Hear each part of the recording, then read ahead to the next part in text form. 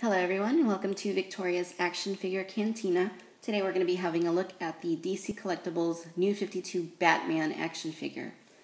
This guy was released in 2012 as part of the effort to revitalize the DC Comics with new character designs. This is the Batman figure, as you can see. Very nice job on the sculpt. DC Collectibles tends to do a really nice job with their sculpting, and this guy is no exception. He's got some nice panel lining detail on him, just like he looks like in the new comics. He's also got a very, anatomically he's very nice. It doesn't look too crazy, too muscular or anything, like you might see with the Marvel Universe Classics figures in some cases. But from all angles, I think this guy looks pretty darn good. Love the cape. I think that DC Collectibles did a really good job on the cape. It flows right behind him, and as that fits in step with him, basically. And again, from all angles, he looks really nice. Don't think I could have asked for a whole lot more in the way of a sculpt on this guy. Now, as far as the color goes, it's a little bit of a different story. I think he looks good for the most part, depending on the lighting you have him in. The suit is a little too light in color.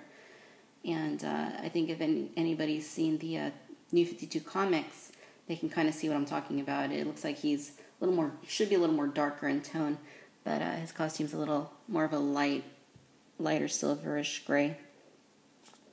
Cowl's also a little shiny for my personal taste there. It's not too bad. It kind of suits the figure given this really flat looking gray color. I think the cape's a little bit less glossy than the cowl. Again, it too is more of a matte kind of black rather than glossy. As far as his articulation goes, like other DC Collectibles figures, there's nothing too crazy in the way of articulation, but he's got enough, I think.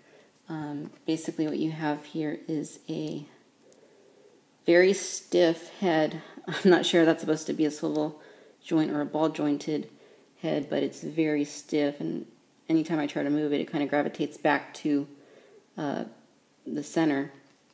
He does have ball jointed shoulders, though they are hindered by the cape to a pretty large degree. It's kind of hard to get any movement. He also has swivel biceps, and he has swivel elbows. No articulation in the wrists, no articulation in the waist. His hips, however, do move in and out, as do his knees. No articulation in the ankles either.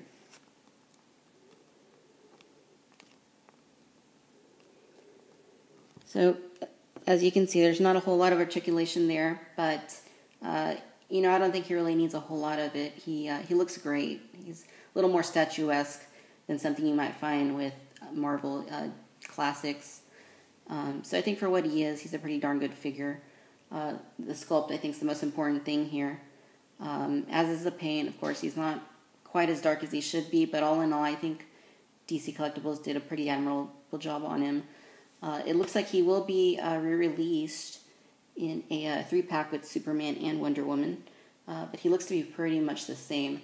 There's also a set coming out, a 7-piece set, I believe, with Joker, Catwoman, some other characters, and from what I've seen in the concept pictures of the early photos that have been released, he looks a little bit darker for his bodysuit, so that might be one I'll have my eye on when it comes out, and might have to snag just that one figure off eBay. Maybe Catwoman too, she looks kind of cool.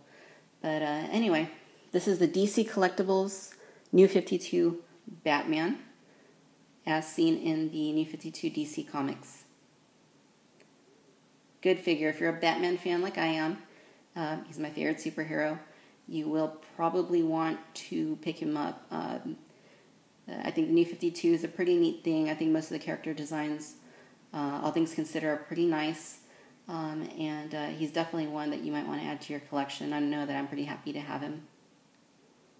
Thanks for watching Victoria's Cantina. Till next time. Bye.